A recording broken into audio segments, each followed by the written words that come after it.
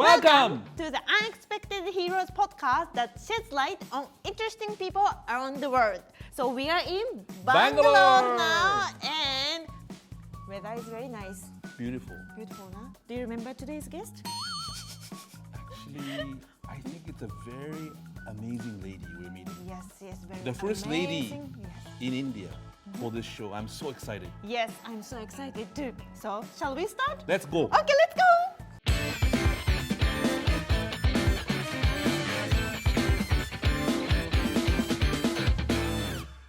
Today we have special guest, Geetanjali Kirloskar ji, the Chairperson and Managing Director of Kirloskar Systems Pvt.Ltd. Namaste. Thank you so much for coming.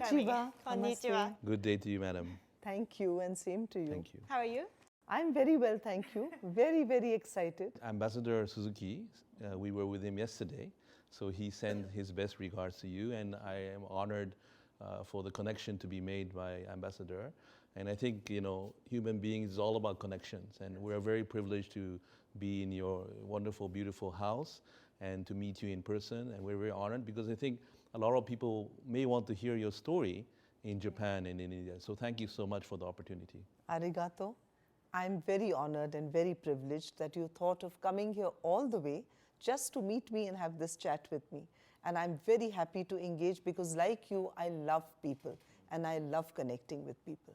I think there is so much to learn by just meeting people across cultures. It's very enriching. So I'm equally excited and very happy. First of all, we would like to know about your journey. According to the internet, your career started off as an actress. Is it correct? Not as an actress. I was in advertising. When I got married, we were a large family business. Kirloskar is one of India's largest and oldest family businesses in manufacturing. Almost as of now 190 years old. Wow. In the fourth and fifth generation that are working in different parts of the business. So when I got married, I was an advertising professional. And there was a small advertising company in the Kirloskar group. And I thought I would start working there and training myself up there because they had some very good people running the agency and I thought might as well work there. And then I started working and I realized that it was an industrial product advertising and you needed to shift to consumer brand advertising. And that profile change I did with the team and then I ran it for a while. We sold 50%. It was bought into by a very large American advertising network called the Interpublic Group in IPG in New York. We were 51, they were 49, and we renamed the company as Quadrant Communications. It then became a completely non-family run, professionally managed advertising company. And I was willing to give up my position, but they invited me to join the new company as president, reporting into them. This, I think, was the best thing that could happen to me, because since then my journey started as a true professional and my career got built up. Because I was now competing with some of the best, right? Yeah. And there was huge learning because when you're working for a multinational way back 20 years ago, there was a lot of learning for me. And whatever I learned has stood me in good stead ever since. I learned management, I learned finance, I learned business plan, and of course, I improved my skills on brand planning, brand management, brand building, and advertising as well. So that was a very wonderful time. The acting came halfway in between. I enjoyed acting. When I was young, I did a lot of theatre. And I wanted to actually join films, but my father was completely against it. After my marriage, after advertising, I was very fortunate that I was married into the Kirloskar family and I had a lovely husband, Vikram. They were very progressive. So they actually encouraged me, and that's when about 15 years ago I acted in 2 Hindi movies. Wow. But I didn't go beyond that because not for any other reason. I was just very, very occupied building my career in advertising. Then I got pregnant with our one and only child. I had a lovely daughter. So, you know, you're already trying to balance between a very demanding advertising and media career and with bringing up a little child and your marriage. So, you know, there wasn't really much time. I was in Bangalore. And Bombay was, as always, the headquarters of the Indian film industry. That's where the action was. So it was difficult to maintain. But then I hosted a TV show for Times Now, which is a TV channel part of the Times of India group in India, the largest newspaper group in India. And that was 38 episodes of a TV show called Lives Like That. It was a reality show, 360-degree circular set, and it was just chatting with people about their lives, you know, trying to bring out people's, people's mindsets and their preferences and the challenges they face. So every episode was on one subject. One, for example, was life after divorce. The other one was living in relationships. There was one on same-sex preferences, so homosexuality and lesbianism.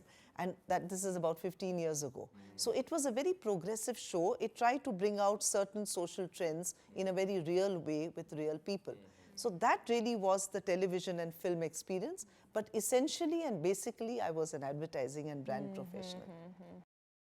Thank you so much. It's a very interesting story. And for me, you are doing so many things. You have multiple professions. You have so much talent. It sounds a lot of work. So could you give me some advice that how you managed so many things as a woman and as a mother? It's hard.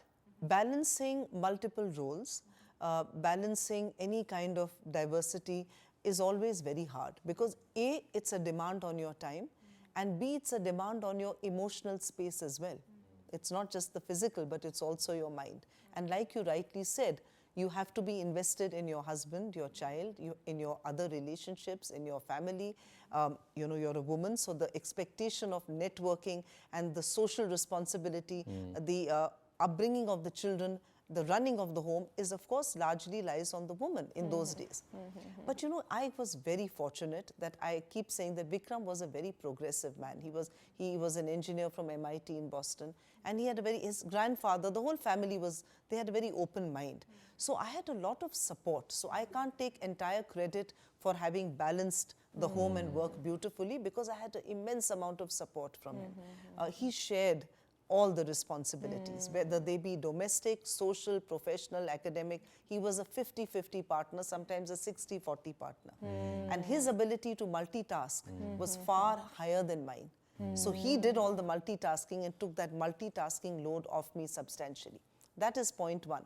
Second, it's so when you choose a life partner, because that's when the challenge starts, right? When you're alone, you don't care. You can do what you want 24 hours a day. You can do 15 different roles and jobs and hobbies. It's when you have a life partner that you need to give. There's a give and take starts, a transaction, a relationship starts. Then you have children. So again, there's a different kind of, you have to be invested. So it's very important, A, that you choose the right life partner. That is very important. You cannot get carried away by physical attributes. You cannot get carried away by monetary concerns alone. These are all very important, but they can't be the only ones. What you really need to see is whether the man accepts and respects you as an individual. Is he willing to meet you halfway? Because I always say, Mayo son, that if a relationship is not halfway, if it's not 50-50, it's not a relationship, it's exploitation, right? And it is dominance, and it is not nice. So the first thing is the life partner. I told my daughter that, and I tell everybody, even a man, it's not just for women. I would tell Harry the same thing if he weren't married. I don't know if he is, but if he weren't, I would say, always choose your partner carefully. And for a woman, very important, because don't forget, my son, we need respect. And we need the man to empathize with our need to be what we are as well. Number two, you have to be physically fit. So I always focused a lot on my health, my exercise, eating right, sleeping on time, not drinking too much. I'm vegetarian, but that's a family, I've inherited that from the family. It's not by preference, it's just what happened to me. So that helped also, because then you eat less. That was very important. And third, you have to have the ability to multitask. It's also a little something that you're born with. Some people you see are very unidimensional. Some people are very multidimensional. They can absorb various triggers very rapidly, parallelly, and still manage. My husband was one of them, and you'd never see him after 5 o'clock. He'd be watching opera or playing a sport or chilling with the family. Wow. So there's a lot he could pack in 8 hours, but that he was intelligent. So it's also a trait that you have, and if you find you don't have that ability, then you shouldn't attempt to do it, because it'll just bring failure and unhappiness. Lots to learn. Yes, amazing. Thank you so much for the tips. Yeah, very, very. I'm sure I have a lot to learn. Actually, I am also married, but I am also being privileged by a wonderful woman who is very supportive. And I think that has made a huge difference in my life. I think my life would not be complete without my partner. Yes. As such, That makes a big difference. Yeah. So let me continue by asking you. So our podcast Unexpected Heroes, aims to introduce stories about interesting people who we believe ultimately change the world, who have become influential in India or in Japan, but initially this role may have been rather unexpected. Could you explain how you yourself found yourself in this role and how you think you'll be ultimately be able to contribute to further Japan-India relations? So after my career in advertising, I took a little break about 10 years ago, around 2012. I took a small break to relax because I was burning out. And then in 2014, I joined Vikram, my husband, in Kirloskar Systems Pvt.Ltd. to support and work with him on all the work and his partnerships and businesses with India, Japan. I see. As you know, we have several joint ventures with the Japanese, and that was really my husband. He was somehow he understood Japan very well, and they also understood him. So it worked very well, the partnership. It was a personal partnership and a large, huge business partnership. I started working with him alongside and behind, and I thought I would apply my professional management expertise back home. And that was wonderful because who knew that I would have to do it by compulsion 10 years later, right? You don't know how life happens to you. Yes. So that was good fortune. And I also worked independently with his guidance on 2 joint ventures with the Japanese.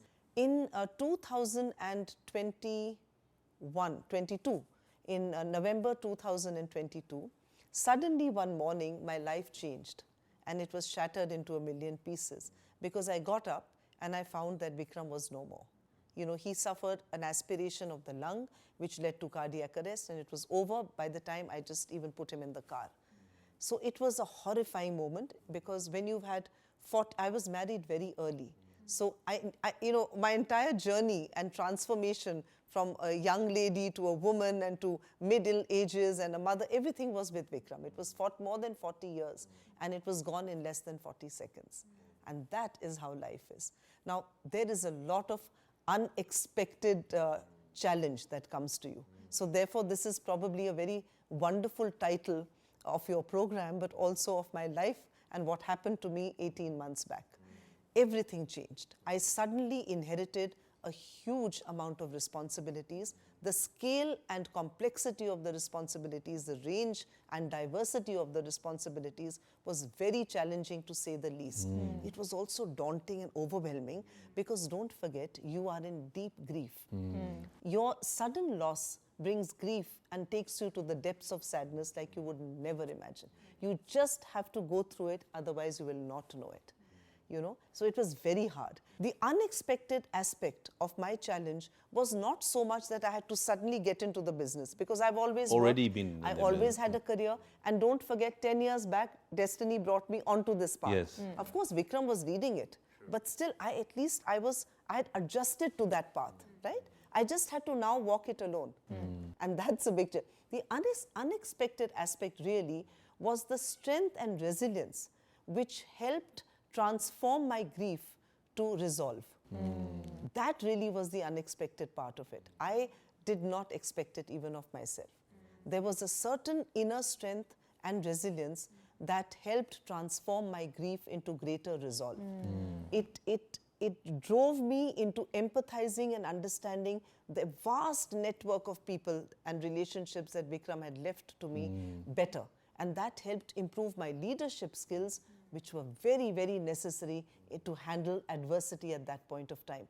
It was this unexpected, uprising inside me, which actually helped me to overcome my grief. I wouldn't say grief never leaves you, but I would say it helped me to cope with the grief and helped me to become the best version of myself. Where did that inner strength and resilience come from, in your opinion? If someone is in trouble, overwhelmed, and have to change the situation, how would you advise them, and how do you think you can get all the strength from? You know, when you are faced with adversity, then you have two options. You either go through it and come out strong, or you succumb and you get under the weight and you collapse. You either collapse or you ride through it and come out stronger.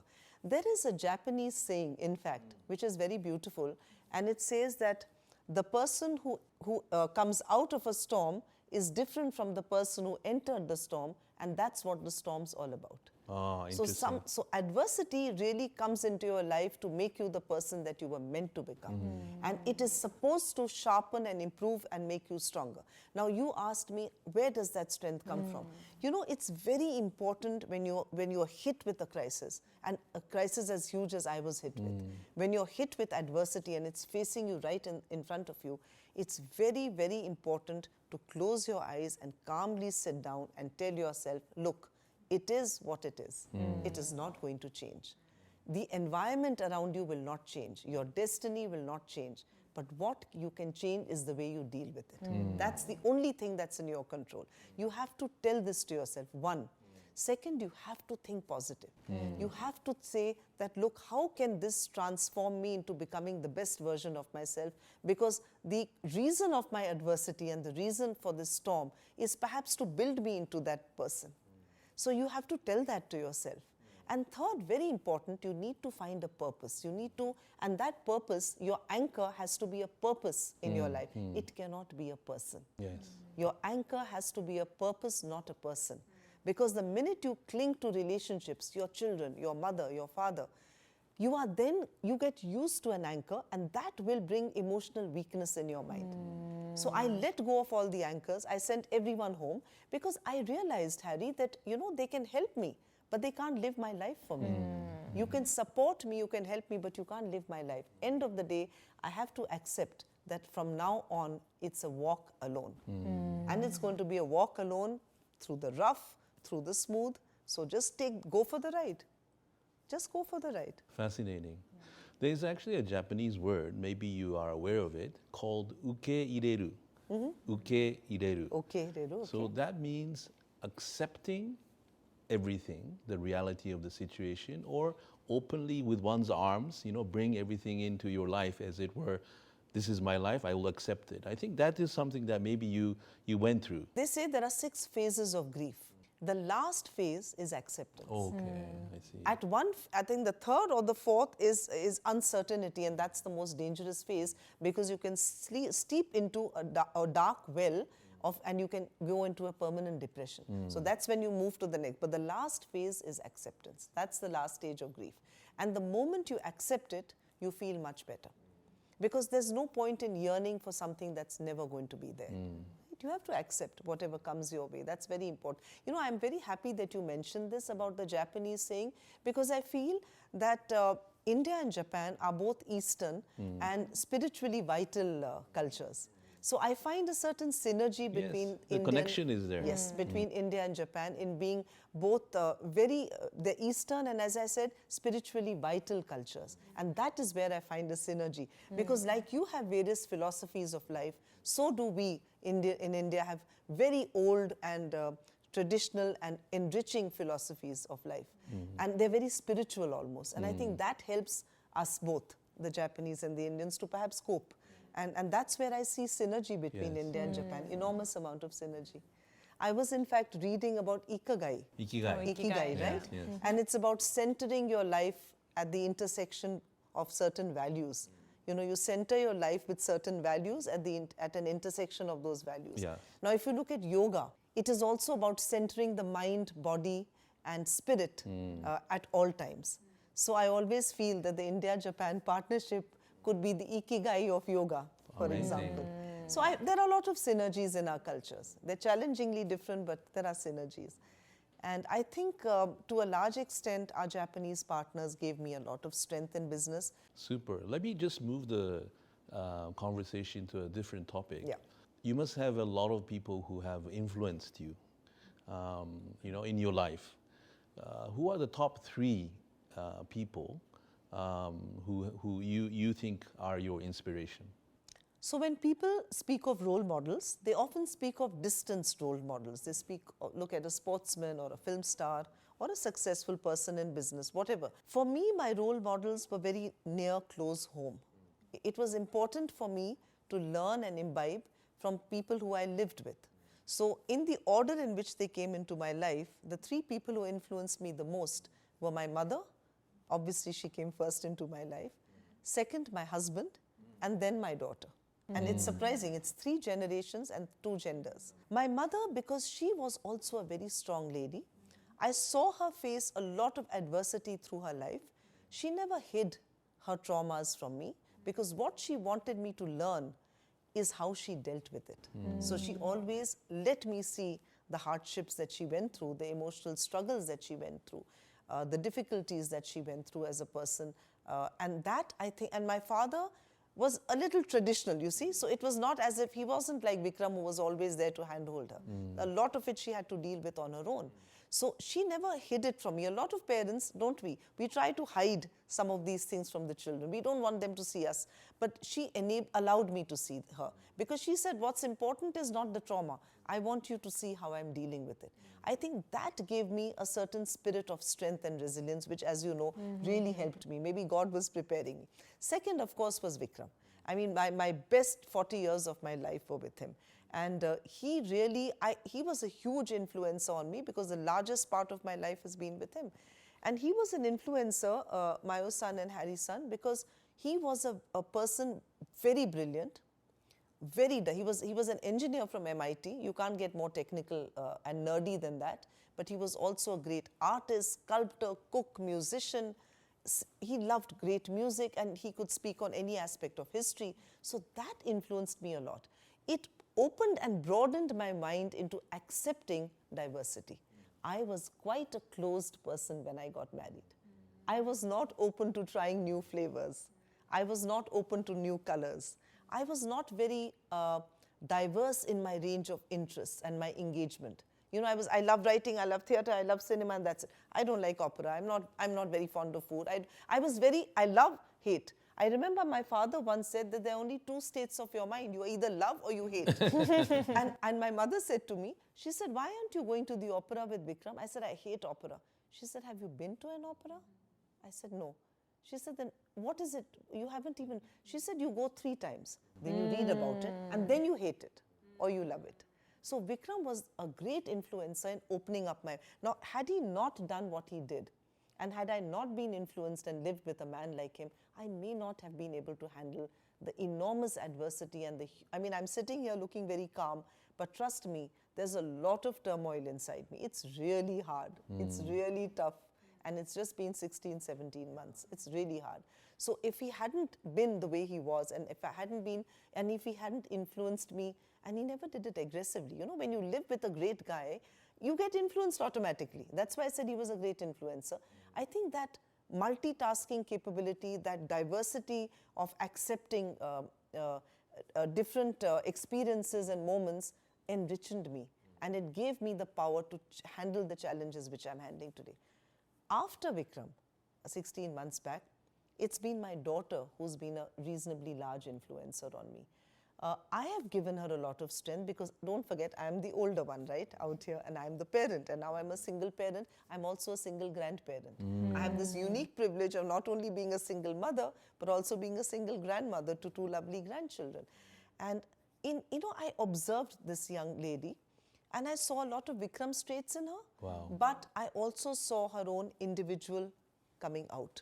The same thing transformed her like it did to me, you know. She also, I realized, her grief and her loss. She was 31, 32, and she was 2.5 months pregnant when her father passes away. And you know, a father is a huge stability and factor for a girl, young girl, an only child. So there was a lot of relationship bonding between the 2 of them.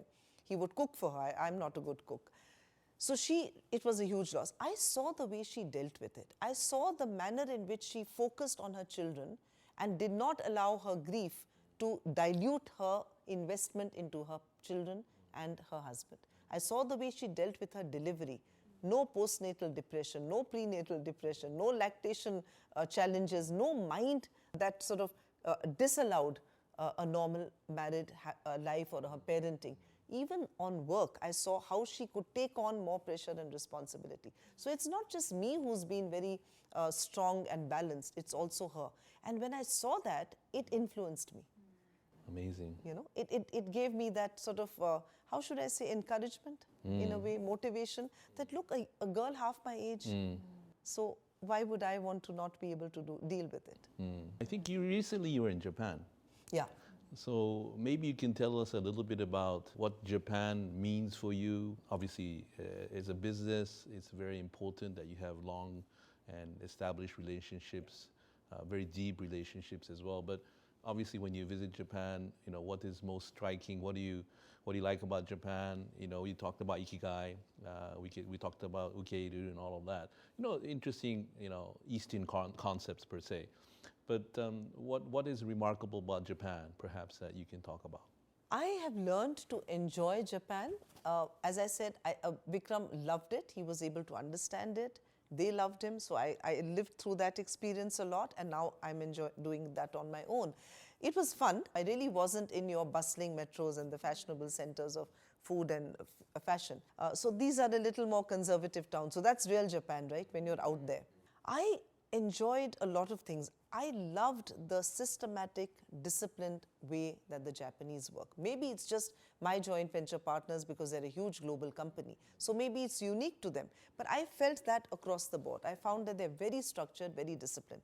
The other thing which I just loved about Japan, and it was reinforced, when you're doing it alone, a lot of things are reinforced, stronger than they were. When I was with Vikram, I may not even be so attentive to what's happening. Now you're all on your own, so all your faculties, you're very alert. I found the sense of courtesy is wonderful in Japan.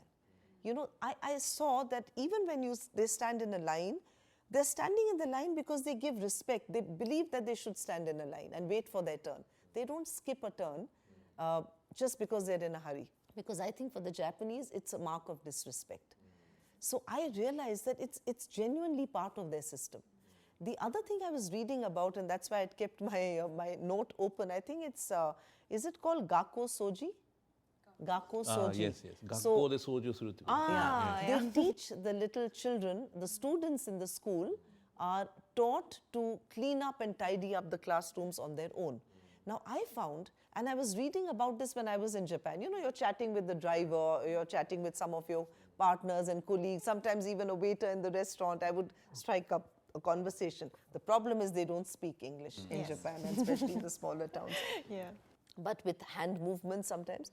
So I realized that Gakko Soji was a very beautiful part of your culture because the children are taught, they take responsibility for cleaning up and tidying up the classrooms and the public spaces. So I think right from very young, the Japanese culture instills a sense of responsibility in the children and a respect for shared spaces. And I think that respect is expressed in the form of extreme courtesy later in life. And that I just love. They're just so sweet with their lovely smiles, soft-spoken. You feel, and in my traumatic moments, I actually felt a healing. It was like a smooth balm for me. So these are some of the things I loved. The big challenge in Japan, I must tell you my challenges. So one is I'm strict vegetarian. So when I went to a tempura restaurant, the oil I think was animal fat, I don't know. So then they changed the oil and I said, then I'm vegetarian. So I had nice vegetarian tempuras. But that was the only vegetarian thing I ate. Food has been a bit of a constraint unless I go to a really top restaurant which allows food allergies if you warn them in advance. And then they'll do a 4-course vegetarian meal for you. There's a lot of tofu and seaweed and mushroom, but I enjoyed the food. And what I love is sake. So like I learned wine from Vikram. He's a connoisseur of wine. We have a lovely wine cellar. But here, for this one meal that I had in Nagoya, 5 vegetarian courses, each course was paired with a different sake. Amazing. And then they were teaching me, about sake and what percentage of alcohol and polishing of the rice and things. And there was one sake which was sparkling. Yes, it's beautiful. Very nice. But I had never heard of this. So I said, wow, this is like a sake, Japanese sake champagne. So I had about 2-3 of those. There's such small portions that you don't realize. So I took in a whole lot. I must have finished a bottle and a half with just swinging in one after the other sakes. Next time I will bring you some. Oh, thank you. In that setting, it just feels nice. Somehow sake doesn't go to your head unless till you I think it's better than wine, I think, in terms of the sort of the next day sort of effect. There's no effect. And because it's a small container, it's nice to, and then they taught me how to drink it. So that's the fun part of Japan. It's nice. And then you come back to India with all its chaos and energy. Which is also beautiful in my opinion. Which is also very nice. There's always, I say, a system to the madness. Yes. And there's also order in chaos, but chaos in order. Absolutely careful. You know, India would not, it's one of the oldest civilizations in the world, and it would not have survived all the invasions and colonizations if it had not been resilient and if it didn't have its own momentum. You know, we have this huge ability to synthesize different cultures and different points of view. That makes the Indians very adaptable, with a strong survival instinct. You know, you're able to think on your feet, you're able to handle change and transformation very, very easily and effectively because you think on your feet, because you've had to do that through all the centuries. And that, I think, is one attribute that perhaps, you know, if you ask me whether there's something that India can export to Japan in terms of an attitude, then perhaps that could be a good way for the future. Adaptation skills. Yes, adaptation skills, the ability to synthesize different cultures and Juggle. different points of view. Juggle. And also to be able to, therefore, respond to change effectively and not get perturbed by it. Because you may plan very meticulously, but there are variables in the environment that sometimes, COVID, who had planned for COVID? Which company in the world did a risk mitigation on a biological, you know, on a kind of on a disease on a pandemic? Nobody did it. We never thought of it. We went up to natural calamities, earthquakes, tsunamis, even strikes, even civil war we think of and we make a plan, you know, however meticulous. But who ever thought of a pandemic? And not a pandemic that would be so intense and that would spread so rapidly. A little virus that could kill thousands of people in 1 second. We never thought of it. And it's up in the air breathing, you know, so it was hard. But and I think India dealt with COVID very well. The Indian government was remarkable in its ability to deal with COVID, but the people were remarkable because we are able to adapt and we're able to respond to change very fast. So that's a very, very good trait, I think. And I think it stands us in good stead. Like you said, there's a method to the madness. So adaptation will be a good thing from India to Japan Yeah. to import. What's the one thing, if you can, take from Japanese working culture to bring to Indian work culture? I will tell you, you know, it's very important what Vikram learned and what he could imbibe and how he could practice it in his work with the Japanese partners and what we have learned. There are 4 things, there are 4 attributes that were very critical if you want to work with Japan, and which I respect, I love, and I have learned to admire, and I really hope, wish and pray that more, you know, our Indian partners, the Indian members who work in our joint venture companies have been able to imbibe those. I just wish that that could be scaled up. One is trust. For the Japanese, it's important. They do everything on the foundation of trust. I wish that we spent enough time trying to build trust, with whether it's in business or it's in personal. Second is respect. They have institutionalized respect. And respect has many formats. It has many aspects to it. It's not just respect as in bowing, or it's not just respect in speaking softly. It's also respect by hearing, by being on time, not being too early and certainly not being late. In building consensus before you take a decision, in working with a team and acknowledging and realizing that there is virtue in collective wisdom, and that the best decisions sometimes are decisions where every member of the team has contributed. Certainly, there has to be one leader who takes a decision, right? You just can't keep having discussions. But it's important to build that consensus. So trust, then respect having all these aspects. The third aspect, which I found wonderful with the Japanese culture, whether it's in work culture or otherwise, is humility. Humility is so very important. The biggest and the most powerful and the most successful man in Japan will get up when you meet him and first offer his visiting card with both his hands and a little bow. Why, you know, Harry? Because he or she doesn't assume, oh, I'm known, you know me, why do I need to give a card? Whereas sometimes you find that across the world. I mean, if you meet a very big guy, he doesn't just whisk out his card and bend and give it to you. He doesn't feel that he needs to introduce himself. So that humility is often lacking, which I found in Japan. It's very, very important. So I always carry my cards there, and I make it a point to, have it ready. When you came, it was ready for me. I know that I cannot take it for granted. It may be very simple. I may have actually forgotten. But I am fearful that you might view it as disrespect or a lack of humility. You might view it as arrogance. I don't want to take that chance with you.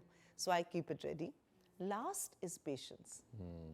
When you deal or work with the Japanese, it's very important to have patience. They are very, very patient. They wait, they get into detail, they plan meticulously, and they take the time that it needs. And I think that's a very important factor. So to summarize, build trust, institutionalize respect, humility, patience.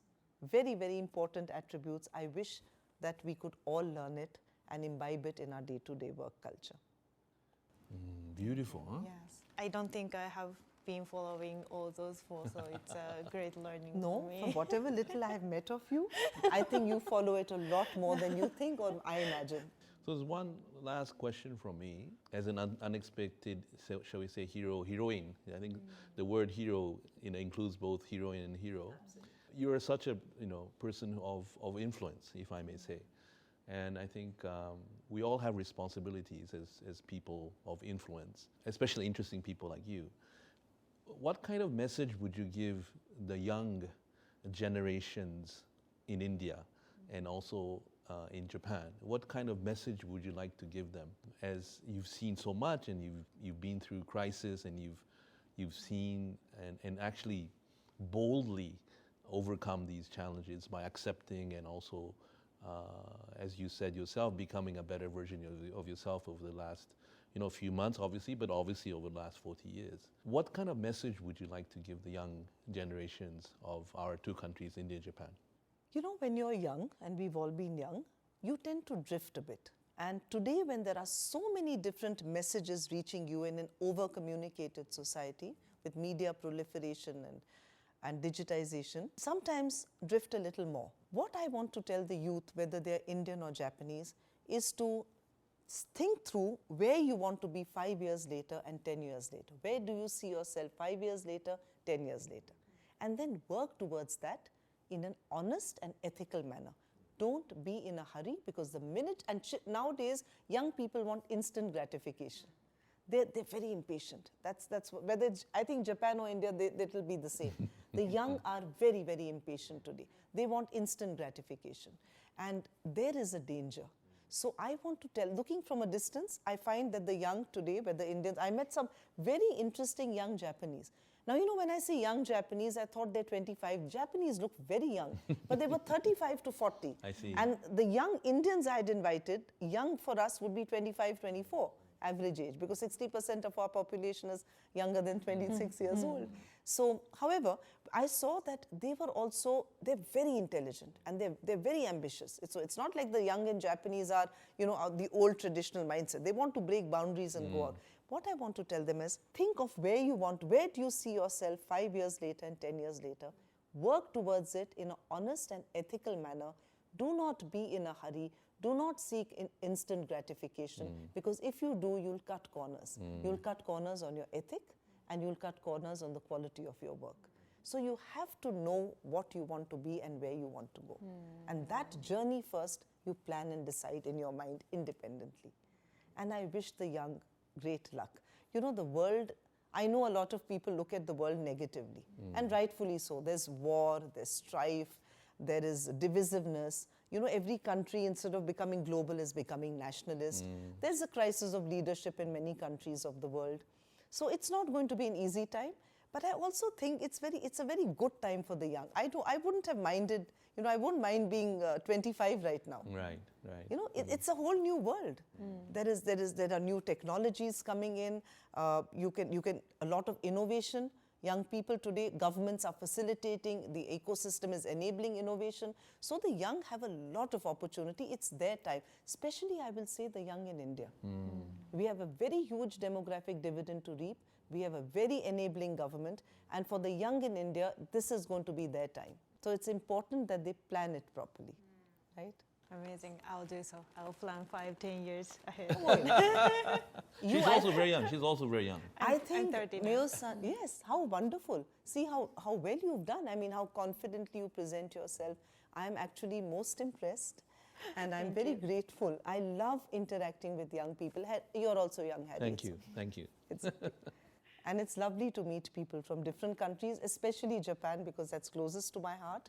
I'm currently working a lot on different India-Japan platforms because, as I said, I see certain commonalities. You know, as I said, we are Eastern and spiritually vital cultures. I believe that our differences can be synergistic if we look at them that way. We have a huge demographic dividend. Japan is a slightly aging population, but a wise, mature, and stable society. So perhaps India could look at its excess manpower in skilling and training in immersive Japanese language, technical skills across different sectors, and mind and body culture training of how to work in Japan, and probably have our young people go to Japan to work. So we fulfill a manpower gap, and we have excess manpower that can be employable. It's a win-win. It's a win-win. So there are a lot of differences which can be synergistic. And I'm personally very committed to working on this India-Japan platform, sometimes to government bodies, sometimes personally. And I enjoy it because I just love the Japanese. I've again inherited that love from my husband, from Vikram. Super. I said last, but since we have a little bit more time, I would ask you, like, we were thinking in the future, you know, this partnership between Japan and India has also a long history, you know. Buddhism, you know, many years ago, and then now trade and investment, and now culture, all of that, especially food. You know? I think, you know, our love for food, because food is very important for communication, and always a glass of sake will help it. But in the future, we want to do some sort of forum, you know, where it'll be a mixture of sort of young and sort of old, traditional and new, modern, yet very, very with deep history and roots.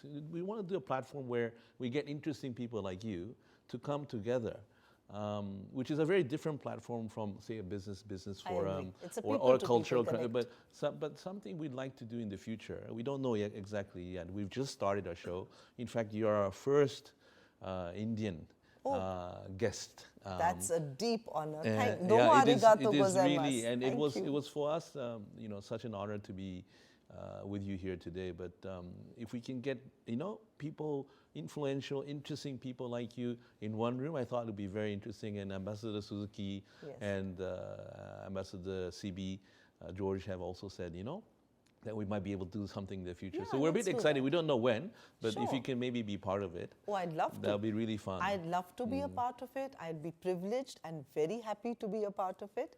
And I'd also be happy to enable it and structure it and get people for you. I would, whatever you want me to do. I hope I can contribute to your expectation, but I would be really happy. And I think this Unexpected Heroes, we also like to ask who. Any interesting person. It doesn't have to, you don't have to tell me now, tell us now. But you know, who would be in your extensive and interesting network of people, who would be good to come onto this show? Now you should get a young person. Yes. We were talking about that today. So I was thinking maybe of a young startup, you know, because the startup ecosystem in India is growing very rapidly. I will look at a young startup who probably had a big idea, but very unexpectedly, that big idea got a huge investment and then later a big valuation, which he never imagined. So I will find you either a boy or a girl, or maybe both. Sure. Maybe a husband. Some of these startups are couples, you know. Really? I'll get you. Amazing, yeah. It's very nice. And then there's a role for both of them, you know, in it. And it's a big idea, and how it's a disruptive idea, because that's what the country is all about. Let me bring that to you. But you know, I must tell you this. India is actually full of unexpected heroes. So that, you know, I think the word unexpected heroes in India is part of the system almost. But we will find a young person. Now, because now you have had two ambassadors, so you've had the government. You've had a person like me, so you finished with the woman gender, and the older one, you know, in business. Now a young startup, or even a young in sport, no? Sure, it could be, sure. Yeah, so let's not look at business. Let's see. I will give you 2-3 profiles. One would be a startup which is more business, but I'll also give you a profile which is more in sport, for example, or golfer, or and there is something very unexpected that the person stumbles upon, didn't know it, and then gets a certain amount of success. The reason why we ask this is because we also asked this Ambassador Suzuki as well, but it's like Mayo-san and I were thinking, oh, this person might be good, this might be good. But you see, the extensive and, shall we say, interesting connections that you have are obviously different from the interesting and extensive connection she has as a YouTuber. No, we can pool in. We can put it all together. So you'll have a few, I'll bring in a few, and then you can choose, because you know best what sort of a. And That together. will be truly unexpected heroes that we Today was, never know. Yeah, but today was also like, for me, it was, I think it gave birth to your story is really reflective of the term unexpected heroes. So we really appreciate. Because really, I mean, it was, I am surprised. It was unexpected to me as well. As to how I could overcome that grief. And you never overcome grief. There's no handbook for it. You just learn to, you've seen people living with a disability, so I told myself it's an emotional disability. You live with it. You know that people live with blindness, they live with a handicap on the leg, they live with spastic, with so many things. You live with cancer. So, people say, Hadi-san, that you suddenly realize you have cancer and you're completely overwhelmed. But they don't realize that sudden loss is way beyond any shock. I mean, it's way beyond even an earthquake. Because when you die in an earthquake, you attribute it to a calamity. Yes. There's an earthquake, something might happen. There's a pandemic, I might not come out of the hospital. You know it. There's a certain level of anticipation, preparedness. But when you just wake up one morning and your life is shattered into a million pieces. I must say, I mean, more power to you. I mean, you already have a lot of, guts and a lot of resilience and these amazing fortitude. But more power to you, madam. Thank you. But it's wonderful. Thank you so wonderful much. meeting you. You've come all the way, and I'm very grateful, very honored. Thank you so Thank much. you so much. Thank you. Thank Domo you. arigatou Arigatou gozaimasu. Thank Thank you. I have a small present. It's not sake, but No, but this is another thing I forgot to mention about the Japanese. The gift exchange is such a beautiful tradition. Let me look in the Amazing, camera and say, thank you. Domo arigatou gozaimasu. First the gift. Thank you. Manoj, ek photo lo. Come, let's just take a nice. Thank you. Thank you. Please enjoy. There's a few sauces in there. Oh, lovely. And there's oh, also- lovely. This is nice. Yummy. And also some noodles. Ah, This is with me. I love this bit. Look, The Hadi-san character. Oh, how come? I'm the ambassador of Really? Japanese cuisine. Oh, yummy. And it's all veg. No, that's fine. And I love these noodles. They're very healthy. Yeah. They're very healthy. Very.